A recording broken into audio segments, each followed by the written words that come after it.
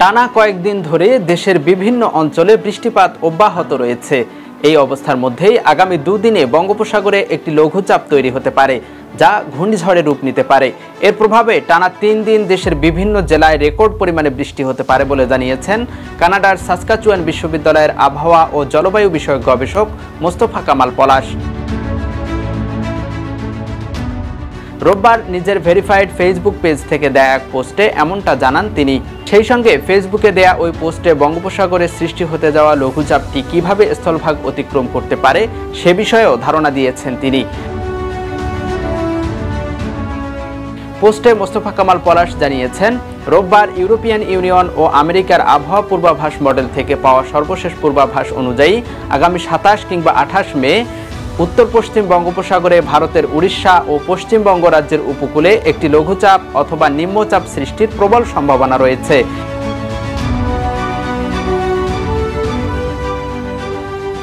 এক্ষেত্রে বাতাসের গতিবেগ যদি ঘন্টায় প্রায় 63 কিলোমিটারের বেশি হয় তবে তাকে ঘূর্ণিঝড় বলে। তবে বাতাসের গতিবেগ যদি ঘন্টায় প্রায় 63 কিলোমিটারের চেয়ে কম হয়ে থাকে তবে তাকে লঘুচাপ বলা হয়।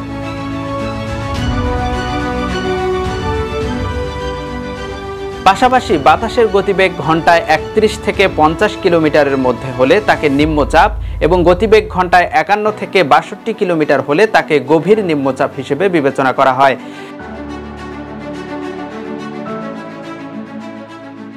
পোস্টে আবহাওয়া ও জলবায়ু বিষয়ক গবেষক মোস্তফা কামাল পলাশ জানিয়েছেন, আগামী 29, 30 ও 31 মে রংপুর, ময়মনসিংহ, সিলেট ও চট্টগ্রাম বিভাগের জেলাগুলোর উপরে বঙ্গোপসাগরে সৃষ্টি হতে যাওয়া সম্ভাব্য লঘুচাপ বা নিম্নচাপ অথবা গভীর নিম্নচাপের প্রভাবে রেকর্ড ব্রেকিং পরিমাণের বৃষ্টির প্রবল আশঙ্কা রয়েছে।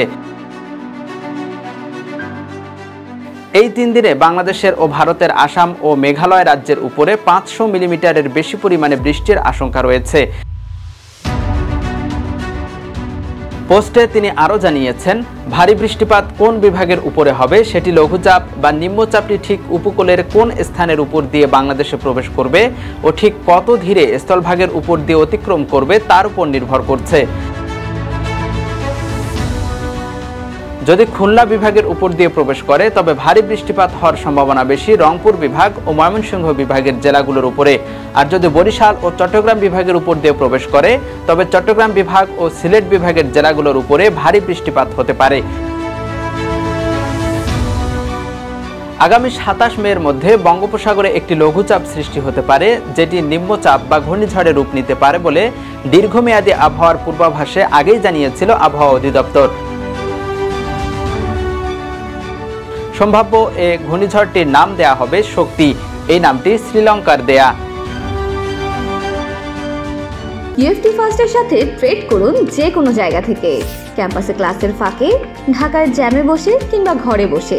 ট্রেডিং এখন হাতের মুঠোয়, তাই ট্রেড করুন যখন খুশি, যেখানে খুশি।